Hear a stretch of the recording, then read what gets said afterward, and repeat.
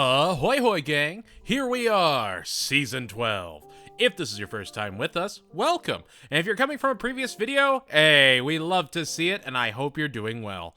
Before we get started, I just want to make a quick correction. In Garfield and Friends, I called the president Andrew Garfield. Obviously, I meant James Garfield and not Spider-Man, but I know someone would say something if I didn't. Anyway, this is Season 12, and if Season 11 was still getting us used to the TBS absurdity, Season 12 is a full embrace of it. We'll get another pseudo two-parter, some really surreal plots, and another terrific Christmas episode. There's a ton to talk about, so without further ado, let's delve into Season 12.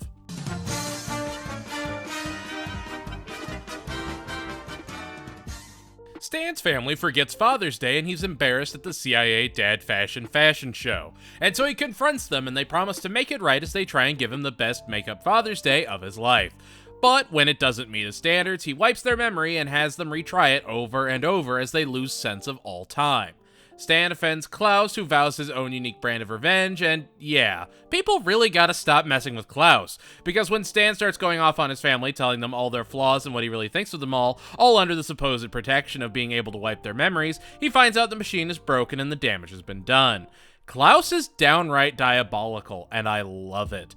The family go on a drive to get another memory eraser to forget the horrible day, and when the car breaks down, they learn about the Tylenol PM challenge. The tow truck driver is actually played by Alfred Molina of Spider-Man 2 fame. Oh, and just being one of the greatest actors ever, or something, I guess. Sure. And when they're given a chance to forget the day, Steve stops Stan and admits that if Stan feels guilty, he tries to be a better dad, and they try to move on with their lives. There's no B-story to Father's Days, and it really feels like just a solid one-shot adventure.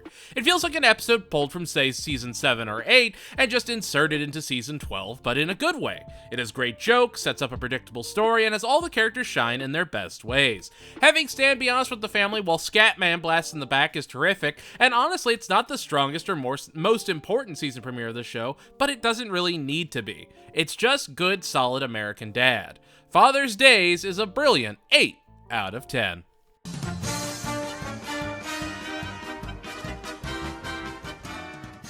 When Steve fails a test because he filled it out wrong, he loses it and starts to freak out because he doesn't know how to handle failure. There's these funny intercuts of Francine dancing with "Oh, Mama" popping up, and she keeps mentioning her fear of Candyman, who eventually does hunt her down. Stan sees that Steve has lost his grade angle and begins to fear for his future since he doesn't have anything else going for him. Steve then tries to make a video project about Charles Lindbergh for his history class, and Stan decides to involve himself to make sure that Steve aces the project and saves his future. The B story has Klaus wishing he had a body to adorn with his Ed Hardy sneakers and puka shell necklace. The song he sings is actually hilarious, and I love that Klaus has just gotten more and more unhinged, and yet relatable as the series has gone on. He's gone from this side character constantly hitting on Francine to an integral family member that has his own wants and desires and has really come into his own character, and he's a frickin' goldfish. Anyway, Stan keeps taking over Steve's project, even getting Vin Diesel to star in the project, while getting the actual Jacob Tremblay to play a younger Charles Lindbergh, and James Remar as well. When Stan takes Steve to Dreamsmith Entertainment, we get one of Roger's greatest personas ever, Cheese, a unionized film hand, and he's... man, I love him so much. That's lunch! And so Steve, in an attempt to get away from his dad's overbearing nature, sets out to actually make Lindbergh's famous flight all on his own. Klaus and Haley find that Klaus's shoes he ordered didn't arrive, and they begin to hunt down the person that took them, as well as Haley's doormat, and when they find the innocent enough seeming guy, they proceed to beat him up. Overall, Fight and Flight is terrific. Stan is shown to genuinely care about Steve and will do anything to make him happy, but his own overzealous tendencies just get in the way. Klaus is great as just this aggro German fish, and the fact that Francine is trapped in the Candyman mirror world is just an amazing little cherry vignette on top. Like, none of this has to work, but they really know how much time each story needs and how much each one needs to get set up, build up, and a proper conclusion. Stan genuinely cares about Steve and the two develop a mutual respect for each other. Again, like, yes, it's an overdone story idea, but I don't know, I'd rather see this than versus modern Chris and Peter episodes where, say, Peter becomes Chris's bookie. Remember the son also draws? Oh, why am I mentioning it? I don't know, no reason, don't worry about it. Fight and Flight is a great 10 out of 10 that shows that the TBS era is still just high quality good stuff. Sure, the A story has been done over and over again, but it never really feels stale. Just sitting here, I can think of at least 3 more of these that we have to talk about, and I really don't hate any of them. This dynamic between the two really works, and I like that Stan is trying to be the father he never had, even if he has no idea how to do it. Klaus and Haley just building up and hyping each other is a really funny dynamic that will be explored more as the series goes on, but we're getting Klaus as a full character now, and that's just so neat to see.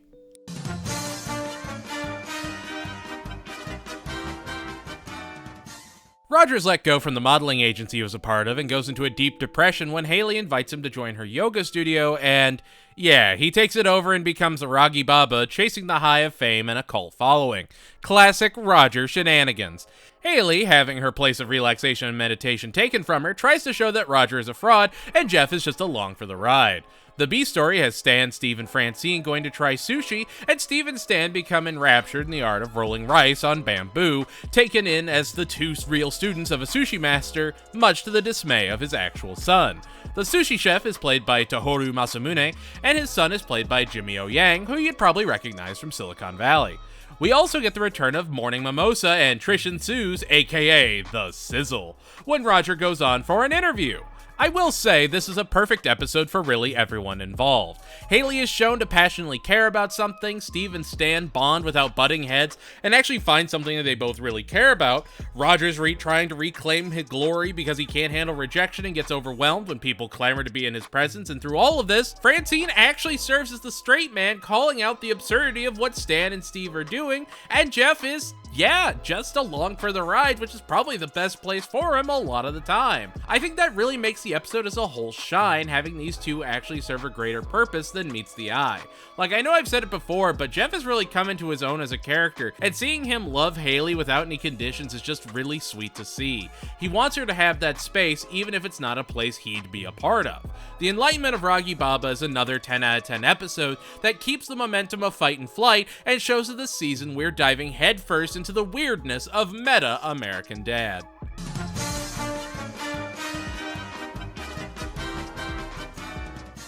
The Langley Falls Art Museum has a new display of the great works of Reynolds Jaspertarian. When Francine tells Roger she was a model for him, Roger loses his mind, and so, announced by Jeff Smith, the man took the last name of the family is going to the museum. There they discover that one of his most prolific paintings is, yeah, a picture of Francine's spasmchasm. And as Stan sees how popular it is, he gets insanely jealous, and so he decides to plan an art heist to steal it. Meanwhile, Steve is so desensitized by the painting that he can't celebrate his usual hobby, and instead decides to help Klaus with his dirty bowl, all while his voice gets deeper and deeper. This is also, I think, the first appearance of Delmonico, played by Andy Richter. I also didn't talk about this back in Anchor Fran, but we'd actually see a lot more of Tom Kenny in various supporting roles. Tom Kenny, of course, famous for playing SpongeBob, Ice King, among countless other characters, and is one of the most prolific voice actors of the modern era. Is he in this episode? Nope! But there's not a ton to talk about with this episode either, so I just want to keep you on your toes. The episode is fine. It's just more Stan feeling jealous of what Francine did when she was younger, and I don't know, it just kind of feels stale at this point. Yes, it plays on Stan's insecurities, and she tries to reassure him it's no big deal, but like, we've seen this before, and unlike Fight and Flight, we've seen it done better. The only thing that makes at least a better outing with this idea than previous episodes is that absurdist comedy. The gags, the bits, even Roger is just Michael Caine help make the episode at least a fun jaunt. Overall, it's like a 7 or 8 out of 10, but it's still worth giving a watch if you've never seen it before.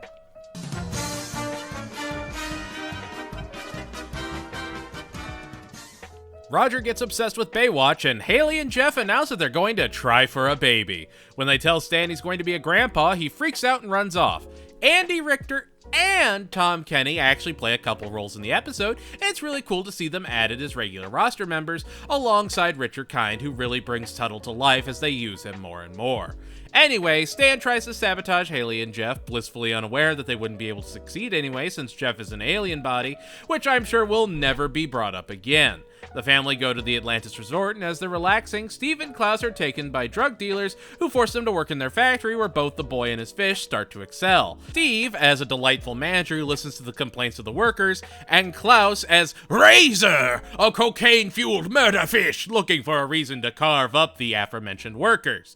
Who knows how stressed they could possibly be when a tiny little goldfish is trying to cut their shins. Mateo, one of the workers, is actually voiced by Wiz Khalifa. Again, I love that Klaus is unhinged. There's a method to Roger or Stan's madness, but Klaus just has this switch that they flip whenever they want him to just be wild and crazy, and it absolutely shines through here. Bahama Mama is okay. There definitely seems to be some lulls this season in quality, but it's never anything like a dramatic dip like we saw in Season 6. Bahama Mama still has a lot of great jokes, and the B story is admittedly still very, very funny. But I don't know, the A story seems out of character for Stan, who you'd think traditionally would be all about the ideal family and becoming a grandpa. I don't know, it doesn't work for me, but it does touch on how Stan is very vain and how he loves his body, and that is something that later episodes would go into much more specifically. Even as far as Season 18, we're seeing that. But with this episode, I would say, I don't know, it doesn't work for me, but you could absolutely love it. Overall, it's like a 7 out of 10.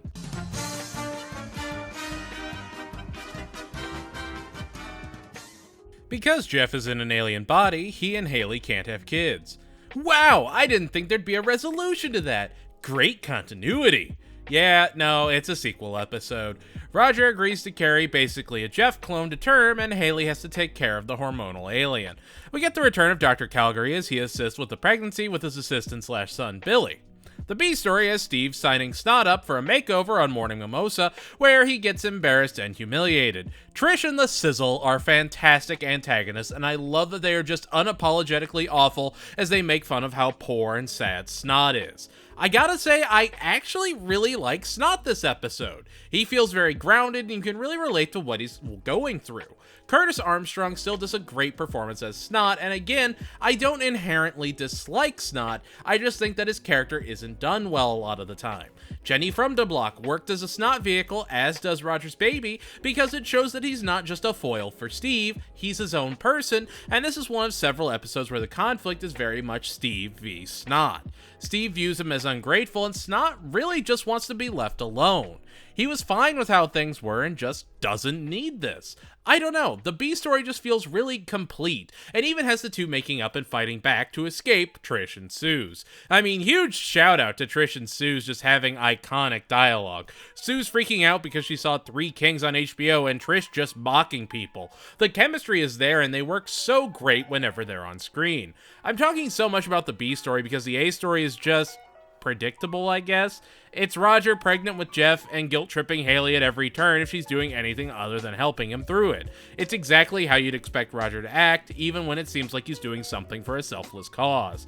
The Madonna and Goop references all feel predictable, and I don't know, it feels more like the fixing of a flaw rather than a creative story. Like, now we have human Jeff back, and that's really all the value the A story gives us. It wasn't necessary, but it will come up in the future.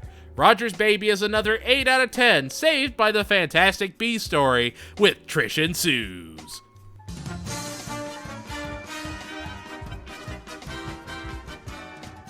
Aha! The next Christmas episode, and a continuation from Minstrel Krampus as we see vengeful Santa mining for an ancient artifact. The Smiths go to a Christmas tree farm and look to get their best tree while Steve excitedly goes to ride the kids' train. However, the train ends up stealing the kids away to work in Santa's mines, and so Stan and the family, partnered with Krampus Jack and Puddin', played by Jim Rash, who you'd probably recognize in Community or Mike Tyson Mysteries, but is also just a super acclaimed writer and comedic wit, to go and stop Santa and save Steve. Steve becomes disillusioned with Christmas and loses his Christmas spirit as he works in the mines, while Santa tells the family of his plan to resurrect the power of Humbaba and harness his mighty power, all in the pursuit of ending Christmas forever and unleashing unspeakable evil. I mean this genuinely. 90 North, 0 West isn't just a 10 out of 10. It might be one of the best Christmas episodes ever. Steve's love of Christmas and the fact he hates living in fear of Santa is so on brand and wholesome, and never feels like he's laying it on too thick. This isn't about presents for him, this is about spending time with his family, and he's only disillusioned with Christmas when Santa mocks him and fails to harness the ancient evil power of Humbaba. He's a wonderful moral compass for the rest of the family to care about the holiday, because they genuinely love him. The family would go to any length to get him back, and the franticness in how they try and get him back is really heartwarming. The comedic writing is second to none, and even while we may not have realized it as the series has gone on, Jack has actually had a full character arc, even becoming more and more selfless as he tries to save everyone as the new Krampus. Season 2, Jack would have never done that, and it's great to see that kind of attention to detail. This feels like a solid conclusion to a storyline that started over 5 seasons ago, and has been built up to the point it would need a grand conclusion like this to feel satisfying, and it absolutely delivers. I love this episode, and has all the hallmarks of just good quality adult animation. There's real thought that's been put into it, and even Francine seems to have plenty of time in the spotlight, showcasing her ancient history knowledge, which is weird but embraced wholeheartedly. I don't know, it just seems like a perfect 10 out of 10 American Dad outing.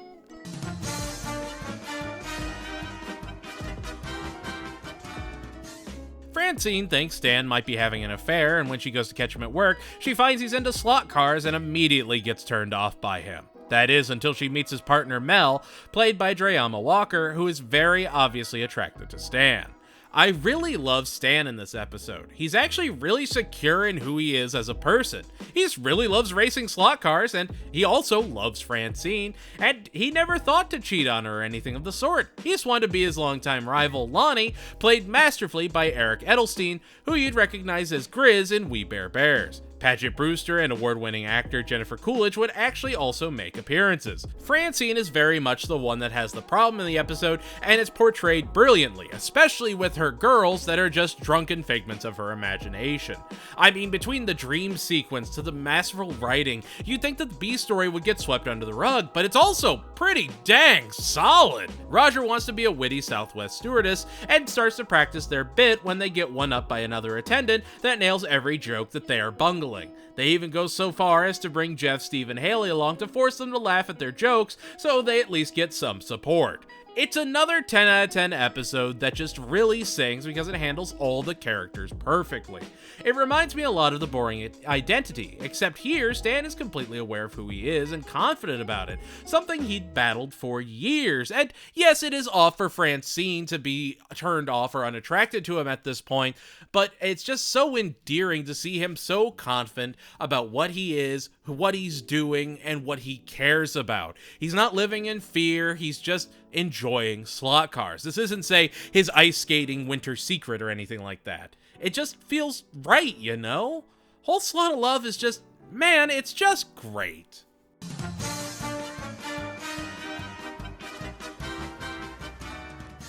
Hey, a weird episode.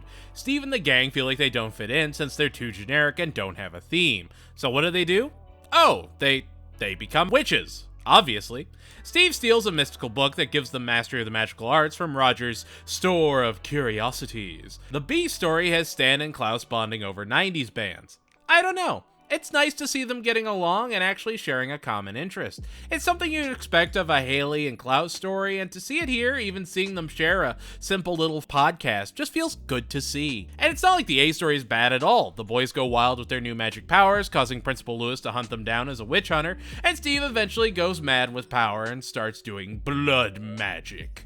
It's very reminiscent of movies like, say, The Lost Boys. I don't want to talk too much about it because it's an episode you should definitely watch on your own. I think it's a very divisive episode where you either love or hate it, and personally, I gotta say, the episode has grown on me the more I rewatched it. I think that's in large part to how much better they've gotten at writing not only the boys, but their classmates. If this was a season 3 or 4 episode with this plot, it'd be middling at best, but here we have sight gags and a much more developed palette of comedy that helps the episode as a whole shine. I also like that while Roger is involved, he's definitely not the main focus, and is actually ancillary in comparison. And I want to say his outfit is an homage to Vincent Price, but I could absolutely be wrong. Witches of Langley is a fantastic 9 out of 10.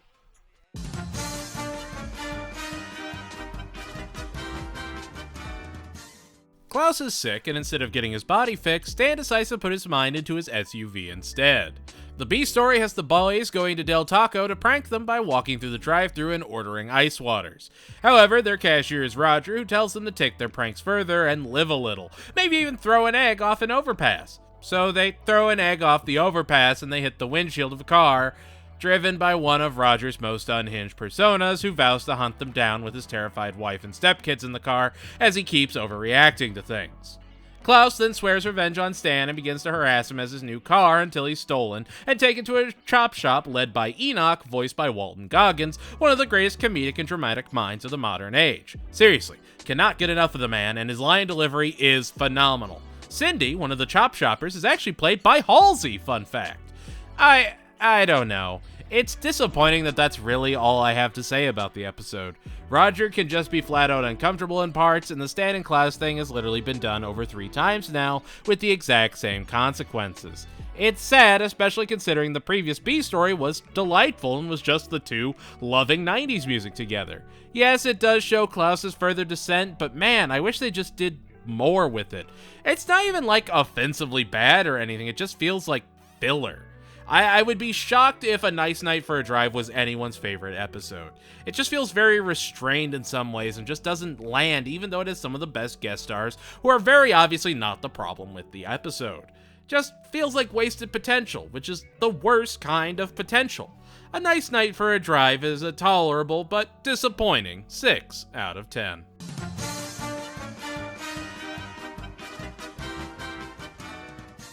Francine feels like all the magic is out of a relationship with Stan, who regularly has to seduce female spies, but doesn't have any romantic charm left to woo her. And so she steals government secrets, comes up with a fake identity, and attempts to reignite her love life, while Stan is desperately trying to get the secrets back before they're taken by a real super agent. The B story has Roger kidnapping Jay Leno with the help of Steve and Haley for some reason. Literally, just some reason. He can't remember why he wanted to kidnap him for revenge, just that he did something truly heinous that cannot be forgiven, and yeah, it's another episode you've just seen before. Honestly, I encourage everyone to try and predict where the episode goes as you watch it, because hey, you're probably right. It's a good litmus test for how well you understand the formula of American Dad. Is that a polite way of me calling the episode super formulaic? Guess you'll have to watch to find out. LL Cool J and Chris O'Donnell of NCIS Los Angeles fame guest star, but the episode as a whole is just kind of there. It's okay, and I'd rather take this stretch of mediocrity over just genuinely horrid episodes. Casino Normal is a 6 out of 10.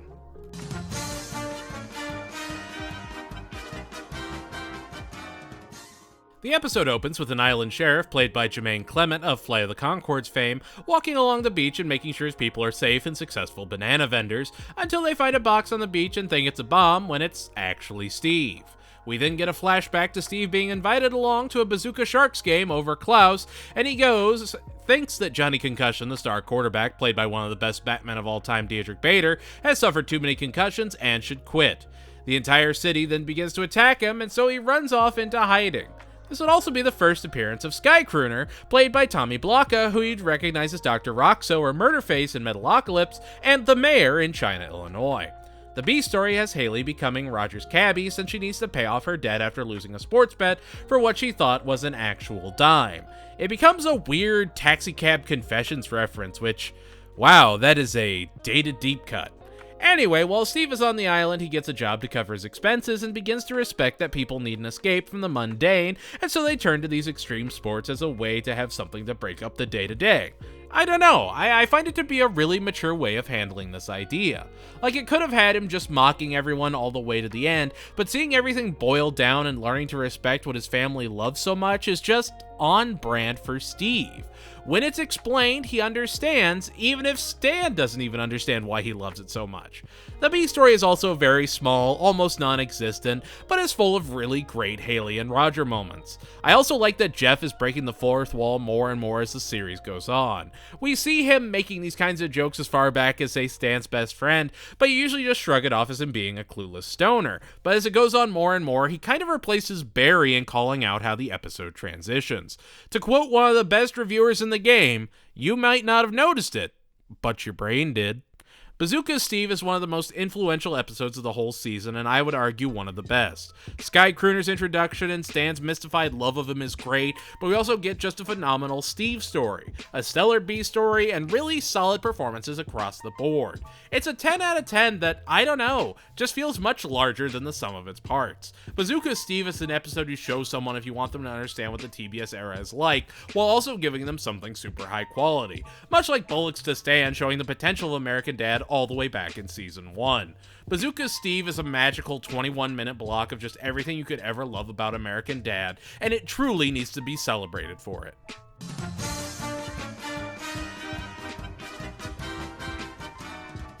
Steve is going to summer camp! Francine drives him through an old factory town to his yearly camp outing with Snot, except this year, Snot is a counselor instead of a camper, and so he tries to rebel because he misses his friend. The head camp counselor is actually played by the roast master himself, Jeffrey Ross. The B story is Jeff ruining his and Haley's anniversary by forgetting to get Burning Man tickets. But don't worry, Roger is on it and plans to fix it by throwing a Burning Man in the backyard. That's right, Roger is doing a super selfless thing for Haley and Jeff. Doesn't seem suspicious in the slightest. And so yeah, Haley and Jeff start second guessing everything and don't celebrate at all, while Stan and Francine let loose and enjoy themselves. I don't want to go too in-depth into the plot of the episode because it's pretty predictable, but unlike Casino Normal, it's predictable in a fun way. Ah, dang, I ruined my own surprise. I'm sorry, guys. Yeah, Casino Normal sucks. Camp Campawanda is just jam-packed with jokes and solid characters, and great special guest appearances from everyone from the aforementioned Ross to Rob Corddry, Adam Pally, and weirdly enough, Rosie O'Donnell, and that wouldn't even be the last time she'd guest star on the show. If you boil it down, it's just another Snot growing up and Steve not wanting to lose him plot, coupled with Roger being up to something and no one knowing what B story. But it's so much more than that. It is charm, great jokes, and really sweet scenes where Stan and Francine are just grooving and loving each other. It's sweet and heartfelt, and I don't know, I really enjoy what Camp Campawanda represents. It's a high quality 9 out of 10 that actually makes me side with Snot. Again, as the series goes on, they give Snot better and better stories. I think it helps the character become more and more likable. He's more than being just a poor sidekick to Steve, and the fact that they make him his own character, I really genuinely respect.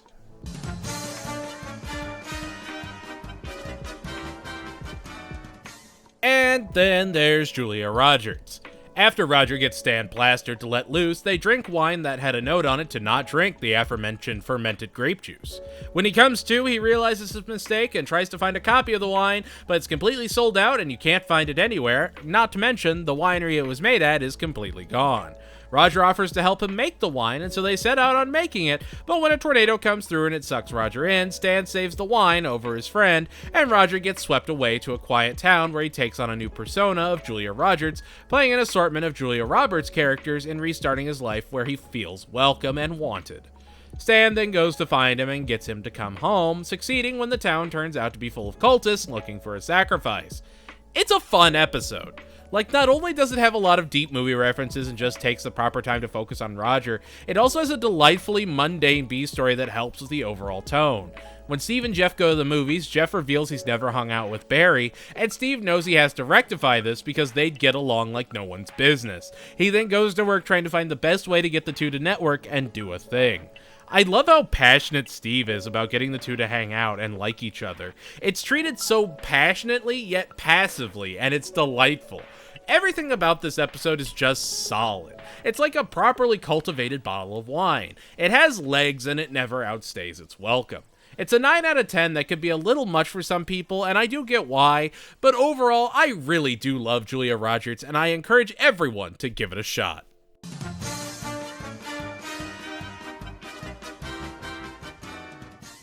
I actually looked at the last episodes of the season, and I gotta say in this back little quarter, this is probably the weakest episode. The Life and Times of Stan Smith has Stan getting addicted to near-death experiences after Francine tries to scare him into taking better care of himself. I will say the opening of the episode is pretty funny with the intro music and Stan calling his family Stanimaniacs, but overall it's just a weird episode. It does play on the ideas that we saw back in Bahama Mama, where he is a little bit vain and afraid of getting old or wearing down. The B story has Klaus offering to take Steve on a tour of Arizona State after he missed the college fair. Okay, a lot to unpack here. When Stan takes his attempts too far, he ends up unaliving himself and going to heaven.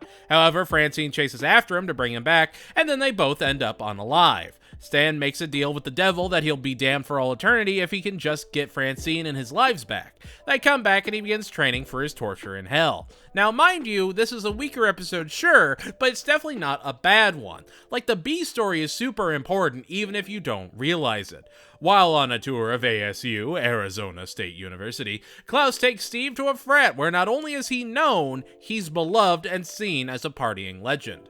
We've seen Klaus portrayed as weird or pathetic, but now we see him with a tribe. A group of people that actually look up to him and aren't just mocking him like the family. It's super important that he has these frat bros, especially as he makes Steve strip down and become a pledge while attending classes and ultimately ending up a valedictorian after asking one question at one computer lab. He's a bad person, and they set up he's a bad person, but also a likable person who does have friends. That sets up the introduction of Klaus's boys perfectly. I'm not going to sit here and tell you this is a 10 out of 10 episode because of that or anything, but it definitely helps the overall feel of the episode.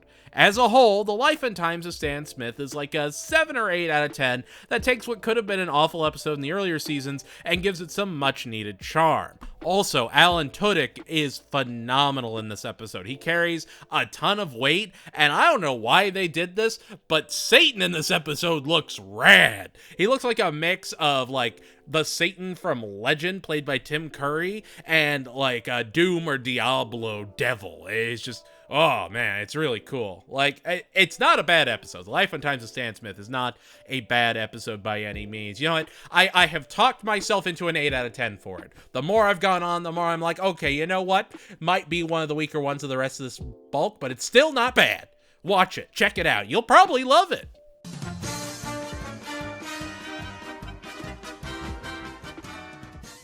The Amazing Race is a reality TV show where teams race around the world for a chance to win $1 million as they face off in assorted challenges, all hosted by Phil Kagan. It also had the most unfortunate premiere date of any reality show ever. Google it! Why does this matter? Well, the Smith family is competing in the newest season of the Race, hosted by Phil Keegan. Stan and Francine are on a team, as are Haley and Steve, and Roger, naturally, is teamed with Johnny Bananas Divinazio. The actual Bear Grylls is also competing alongside acclaimed travel writer Rick Steves, played by Rick Steves. Sarah Chalk would also return to the show as Meredith, whose son saw heaven and will not shut up about it. Phew, okay. I think that's enough setup for the show, but yeah, it's one giant Amazing Race parody, and man oh man, is it solid. Francine takes up caricatures and slows Stan down, while Steve tries to enjoy the sight, slowing down Haley, and Stan and Haley decide to team up and leave Steve and Francine in the dust. This is why I have such a problem with the kidney stays in the picture. Stan respects and loves Haley, and they show they're a solid father-daughter duo, even if they don't always get along, while Steve and Francine just loiter around and hang out, showing that they also have a great relationship. It's a solid display, and I genuinely love the episode even if it has the return of the dreaded 8-bit from CIA POW. When Haley and Stan end up in a work camp without realizing it, you get, yay, more yak puns. My favorite. The B race is just fantastic and deserves to be watched again and again, and it's probably in my top 10 favorite episodes of the TBS era.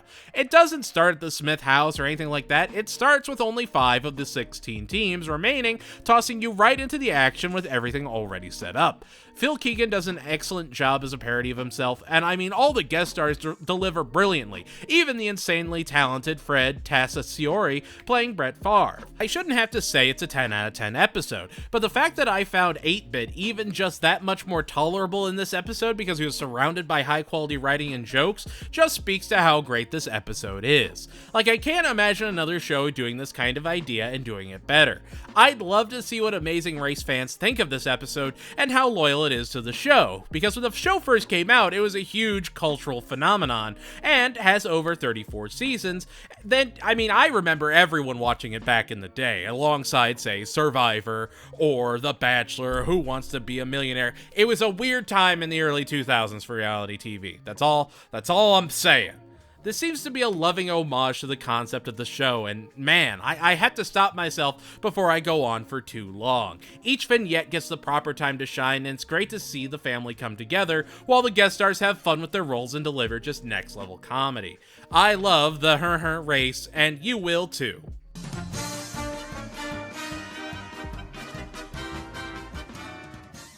Francine begins to spiral and doesn't know why. She feels like she doesn't have a family because she never really connected with her birth family. She adopts and returns a ton of kids, and it's really just a Francine-centric episode when Haley tells Francine to reconnect with her birth family right as her father is throwing a massive get-together. He complains that the family is using up too many minutes and the family plan, get it? Huh? Do ya? Is getting too expensive, and so he has created a culling game of sorts where the last family member standing after the battle royale gets to stay on the phone plan. Roger's persona is a cat. We see guest stars like Andy Richter, Allison Janney, Alan Tudyk, and all that, but interestingly enough, when Stan gets obsessed with the History Channel show American Pickers, he actually encounters one of the pickers, Frank Fritz, played by Frank Fritz, who, in order to get him to leave him alone, encourages him to go picking. And yeah, that's the episode. Francine realizing her family is enough for her while trying to survive being attacked from all sides, and her real family racing to save her while creating mild parodies of Rockin' Robin. It's another one of those loose plots but packed full of jokes type of episodes. It's not horribly complicated, nor does it try to be. You go into the whole battle royale knowing that Francine is probably going to be fine, but it's still nice to see an episode centered around her. Wendy Shaw still nails Francine and handles the evolution of her character incredibly well. Family Plan is a high quality 8 out of 10 episode that shouldn't be skipped.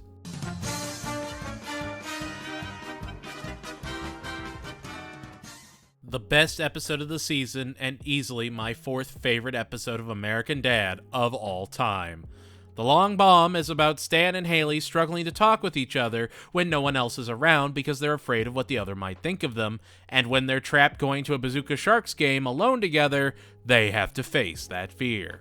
When the game is hijacked by thieves trying to steal a fortune, Haley and Stan have to work together to stop the bombs and, through it, reconnect and discover they never stopped loving one another. On paper, that's all the episode is, but I hope you understand if I nerd out just a little bit. The episode is next level due to the absolute celebration of star power at play here.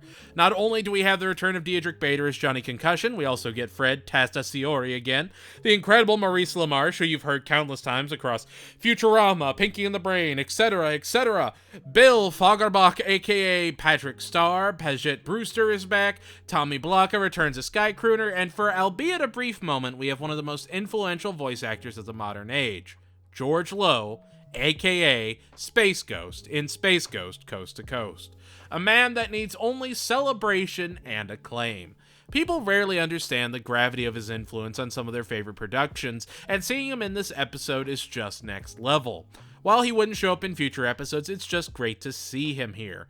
The jokes are ascended, the creative chemistry between Seth and Rachel McFarlane is terrific, and I just can't think of a single flaw of the episode. Even Roger having another role as a separate character doing their own thing is great. There's no B story that takes away from it, and they know that this episode can carry that weight with just one story. Everything just feels like it has a place that it belongs. Watch this episode, tune everything else out, and just love every second of it. I adore this episode, and I genuinely hope you do too. 10 out of 10, one of the best of the season, and easily one that won my heart the first time I watched.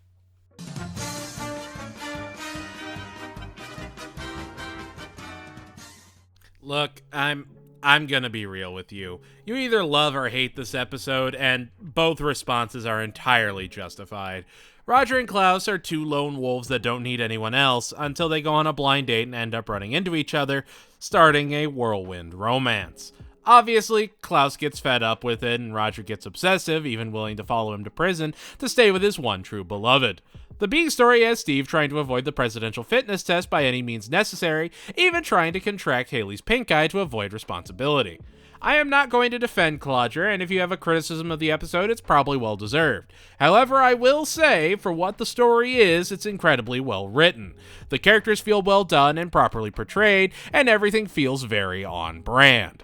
That being said, yeah, it's an A story focused on a Roger and Klaus relationship, and wouldn't even be the last time we see it, with another example popping up in Mused and Abused.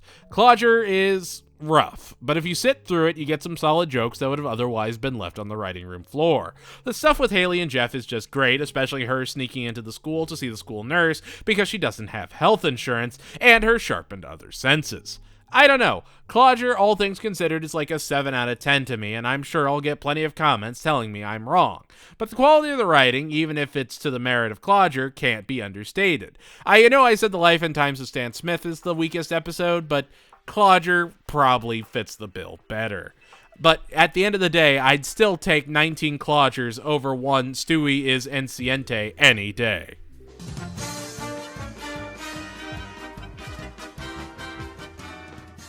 When one of Jack's storage units is getting ready to be auctioned off, Roger makes a Storage Wars reference while Steve and Stan find an old garbage truck, and Stan remembers his delightful days riding along with his dad and wants to share that with his son, blissfully unaware Jack was using it as a front to make illegal deals. And so, when everyone sees Jack's truck back on the streets, they think they're back in business, and Steve tries to hide everything from Stan to make sure his precious childhood memories are still intact. It's really sweet that he really just wants to make sure his dad is happy, and there's no other motive or anything behind it. The two save up for their own truck while continuing the route. The late great Tony Sirico of Sopranos fame would guest star. And while the A story is a sweet father-son story, the B story takes us to the grungy, seedy underbelly of Bumper Pool. Roger finds a bumper pool table and puts it in Roger's place. When Haley shows that she has real talent for the game, Roger takes her under his wing onto the bumper pool circuit to one day face off against South Dakota Slim, who is totally not Roger and is definitely someone else. I really love that as soon as the family figures out it's just going to be Roger nowadays, that they just disengage entirely. Like, they know he's just messing with them and they just choose to move on. It's a really funny take on it, and I gotta say, it elevates the episode. Garbage Stan knows what it is and doesn't deviate from it. I really enjoy everything it's going for, and it feels like a properly actualized episode. We have a great Haley and Roger B story where, again, they just feed into each other, but Haley has gotten much more mature as the show has gone on, and it really shows in her just walking away from Roger, and the A story is really delightful, showing Stan that Steve is his son and can be trusted to do the right thing. Everything he did for the two of them to keep making these great memories. I don't know, I really enjoy this episode, and I'd say it's a solid 10 out of 10 that helps turn the corner on the final episodes of the season.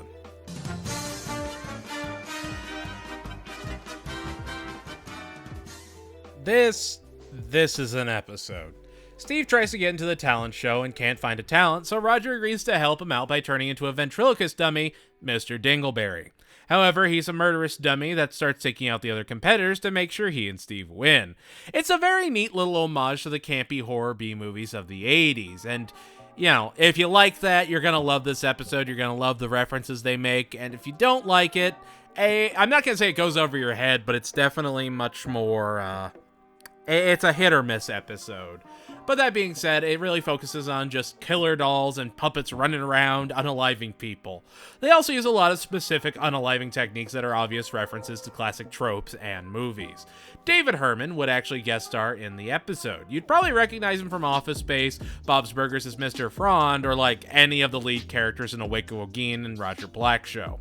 There is a minor B story with Francine having allergic reactions and Stan and Haley pushing for more home remedies and failing constantly, but it's very bare bones in comparison to the murder plot. And I gotta say, the return of Robert Wool, as well as Principal Lewis just being unhinged the whole episode, makes this a nice little send-off to the season, as it's our last normal episode of the season, and it's pretty entertaining overall.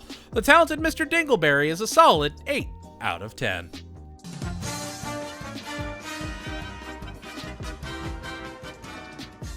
And the season ends with a Western episode.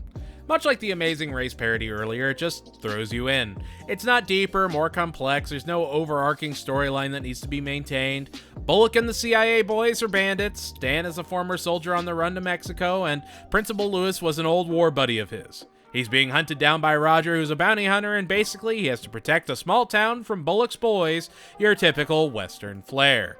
There's a catchy rendition of Dessert, and overall it's just a fun episode.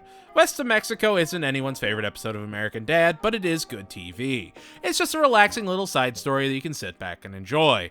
It's much like Blood Crieth Unto Heaven in some ways. It's just its own unique thing and not a parody of any specific movie or series, though I do believe Stan is dressed as the writer from Westworld. It's not Die Hard for Cleveland Show or Star Wars for Family Guy, just what if the Smiths were in the West and didn't know each other and were just characters. I don't dislike it at all. Honestly, West of Mexico is a solid 8 or 9 out of 10 that wraps a season of quality on a pretty high note.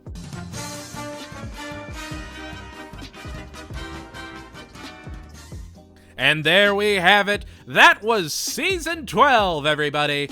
Any episodes you think I was wrong on? Right on? Let me know in the comments below. Overall, Season 12 was just another high bar of American Dad good stuff. Yes, there are absolutely just okay episodes, but overall, there weren't any craters or valleys in terms of quality.